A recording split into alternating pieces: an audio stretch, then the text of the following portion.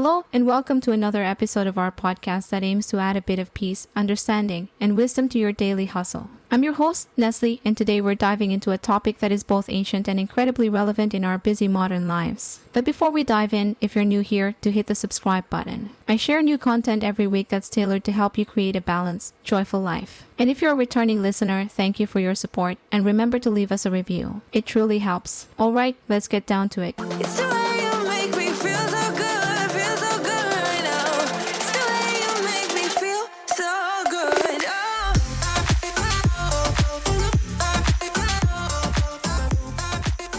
Picture this scenario. You've had a long, exhausting day at work. Your mind is swirling with deadlines, upcoming projects, and those inescapable office politics. And let's not forget that blinking notification on your phone indicating a full mailbox awaiting your attention. You're mentally drained and emotionally overdrawn, and physical exhaustion is setting in. And you're only just pulling into your driveway. You walk through your front door, and instead of switching on the TV or collapsing onto the couch to mindlessly scroll through social media, you decide to reach for a book sitting patiently on your shelf. As you settle in with a cup of tea, the tension begins to ebb. With every page you turn, the noisy chatter of the day fades, replaced by a comforting rhythm of words that lifts your spirit and rejuvenates your mind. This, my friends, is the power of reading as a form of self-care. But before you dismiss it as another wellness fad, let me assure you that it isn't. Welcome to Self-Care and Hustle Podcast, where your journey to becoming your best version begins. If you're ready to live your best life and find your inner peace, you've come to the right place, giving you insights on all life tips and purpose-driven actions to move you from where you are now to where you want to go. You can do this. This is me, Nestle, your host. Are you ready? Now let's dive in.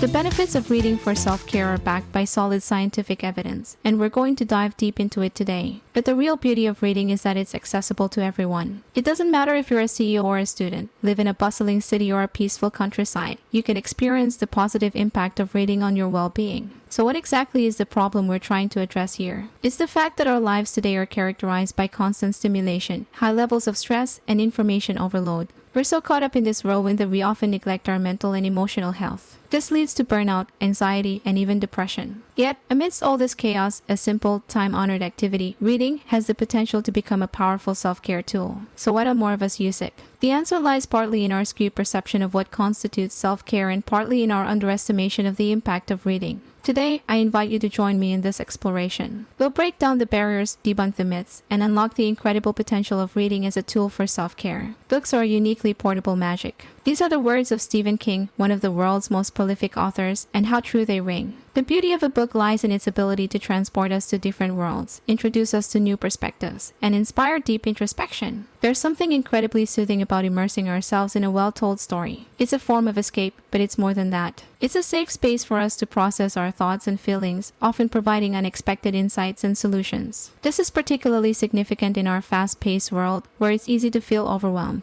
Now, this isn't just anecdotal evidence. Multiple studies back this up. Research published in the Public Library of Science in 2013 showed that reading reduces stress levels by as much as 68%. Yes, you heard that right, 68%. That's more effective than listening to music or going for a walk. A 2009 study by Sussex University researchers found that just 6 minutes of reading could reduce stress levels by more than 2/3, slowing heart rate and easing muscle tension. Moreover, it's not just stress that reading can alleviate. A study published in the Journal of Personality and Social Psychology found that reading fiction improves empathy. It enhances our ability to understand and share the feelings of others, a crucial skill in our interconnected world.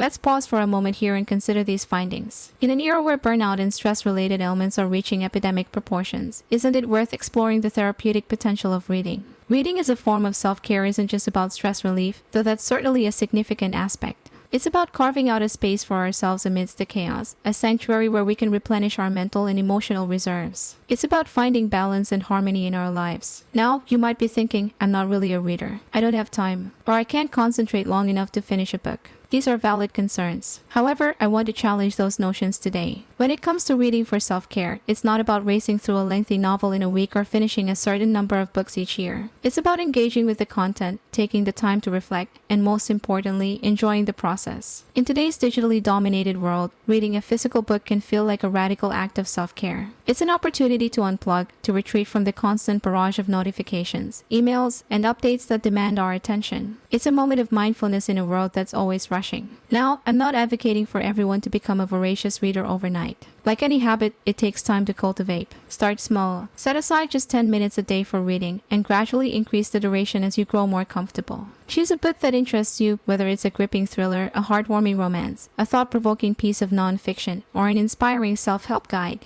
Remember, the goal here isn't to finish the book as quickly as possible. It's to engage with the content, immerse yourself in the narrative, and enjoy the experience. So take your time. Savor each page, each sentence, each word. Reading for self-care is an individual journey. What works for one person might not work for another. Experiment and find what works best for you. It might be a quiet reading nook in your home, or perhaps you prefer reading outdoors surrounded by nature. Maybe you enjoy reading in the early morning when the world is still waking up, or perhaps you prefer winding down your day with a good book. The key is consistency. Establish a reading routine that fits your lifestyle and stick to it. You'll be surprised at how quickly reading becomes a cherished part of your day, a sanctuary of peace and tranquility amidst the hustle and bustle. At this point, you may be thinking, well, I can see how reading could be beneficial, but I've got a lot on my plate already. Where do I find the time? The answer lies in reevaluating our priorities. If we take a hard look at our daily routines, we'll likely find pockets of time that could be better utilized. Instead of scrolling through social media during your lunch break, why not read a chapter of a book?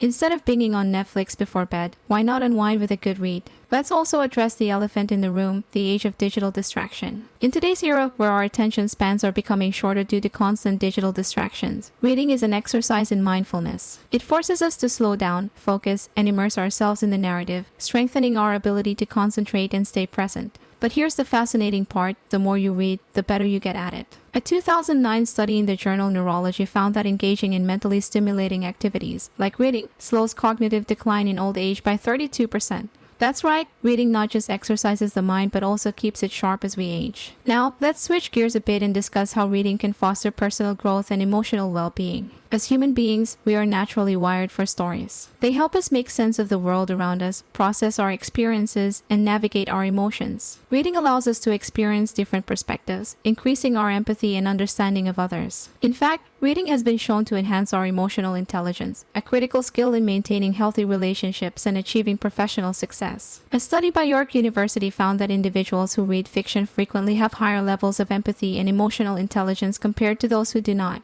More so, the characters we meet in books can become role models, guiding us through our struggles and inspiring us to overcome obstacles. We can learn valuable life lessons from their experiences, gain new insights, and even find healing through their stories. Think about a book that's had a profound impact on you. Maybe it was a novel that made you see the world in a different light, or a self-help book that gave you the courage to make significant changes in your life. That's the transformative power of reading. In conclusion, the act of reading offers a plethora of benefits that make it an exceptional tool for self-care. It provides a respite from the daily grind, alleviating stress and promoting relaxation. It boosts cognitive function, enhances empathy, and fosters personal growth. In our fast-paced world, where we're constantly bombarded with information and demands, carving out time for reading can be a radical act of self-care. It's an opportunity to slow down, reflect, and connect with ourselves on a deeper level. So, whether you're a bookworm or someone who hasn't picked up a book in years, I encourage you to explore the world of reading. Find a book that piques your interest, create a cozy reading nook, and embark on your reading journey. You might be surprised at the profound impact it can have on your well-being. Thank you for tuning in. I hope this episode inspires you to pick up a book and explore the world of reading for self-care. Don't forget to subscribe and leave a review, and until next time, remember to take care of your mind, body, and spirit. I was worried you blow my reputation, but I figured it's not on me. Yeah. The way you're making me shiver, your hands on myself, I keep pulling the trigger right. This very finger for people like them. Oh no. Well, darling, on my mind, I'm feeling so fly up in the zone now. I'm like a golden crown, whirling high up in the sky. Oh, it's the way you make me feel so good, right now. It's the way you make me feel so good. Oh. Thanks for listening to this episode. I hope you enjoyed our deep dive into all the tips you can use to becoming your best self. To catch all the latest from me, follow me on Instagram and support me by considering buying me a coffee. Link is in the description. And make sure to chill out, listen to your favorite music, and drink your water. See you in my next episode.